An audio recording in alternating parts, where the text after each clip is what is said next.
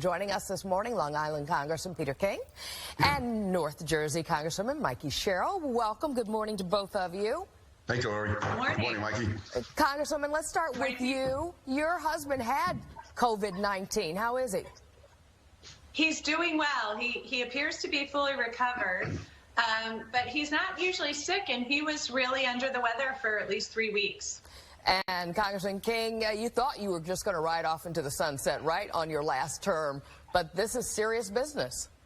No, it really is. I was there for 9/11. I was there for Sandy. I don't think anyone ever anticipated a pandemic. And again, it's going to make for a very interesting final year for me. But again, when you think of all the thousands of people that are dying, just on Long Island alone, we've lost, I think, almost 2,500 people. We have more in Nassau County alone, the entire state of California have died. So, this is real, and we have to make sure the American people know that. But also, as Mikie Sherrill and I want to do, is try and find a way to show we can get out of this, keep the people hopeful, but also be real.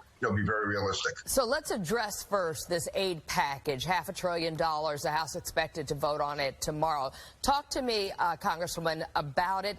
Does it address the needs of your state, of New Jersey, which now we're seeing record numbers of COVID deaths? Well, that's one of my concerns with it. Like Governor Cuomo was saying, it doesn't do enough for our local government, which was something I had really lobbied hard to get more money in for local government. I'm also concerned with some of the hospital funding. Here in the New York and New Jersey region, we have about 45% of all the cases, almost half of the cases nationwide. We've seen only about 9% of the hospital funding come to our region. So we do have about $4 billion set aside, but it's not enough. We have asked, the entire New York and New Jersey delegation has asked for about $40 billion into our hospital systems in this region. So I intend to vote for it because we need to get money into the system right away for our small businesses and into the PPP program. But I had hoped that it would that we would be seeing more money here in the region. And Congressman King, do you feel that it's going to also address the needs that Governor Cuomo and de Blasio, your needs out in Long Island? Will it address this?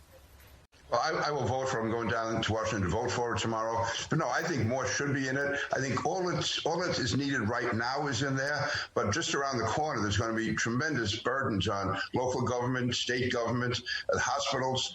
So we have to, and as Mikie said, we have to get a much more fair share of the money going to the hospitals. We went through this with 9/11. We had to fight for years to get the compensation that was deserved from that. And the same thing now is going on in that the money is being spread to other parts of the country, not to the states that need it the most. So having said that, I would still vote for the bill tomorrow because we need that money. But going forward, it's important that the states and the county and the city governments be compensated to the extent we can for the exact costs that have been borne because of the pandemic. It was this is something that's been forced on state and local governments. It's not something that they had any responsibility for causing. So no, we have to make sure that the state and local governments, like for instance Nassau County, 40% of the tax revenue comes from sales tax. Well, that's not going to be there now. How do you make that up? We have to get federal assistance. We see our federal government work when it is bipartisan, when we cross the aisle and work together, as we're seeing right now with the two of you leading up this task force, along with Connecticut, Pennsylvania, Delaware, Massachusetts, and Rhode Island. What will this task force focus on? It's in part to make sure that we can reopen the state safely. That's right. Mikie, you want to go? Oh, thanks. So we were looking here at how we get people back to work. We've been hit worse than any other part of the nation with the coronavirus. As you saw, some of the numbers that you were just posting in New York and New Jersey, we really are still seeing far too many cases. But because of social distancing, I think we in New Jersey are at the top of our curve. And I'm hoping that in the coming weeks we start to see the numbers go down. And so we need to be looking at how do we safely get people back to work. And when I was considering that problem, I saw the regional task force that the governors had put together, which is exactly how we need to do it. We in New Jersey can't make decisions if in Manhattan they're making different decisions because half the people in my district work there. So we're coming together to determine how best to get people back to work.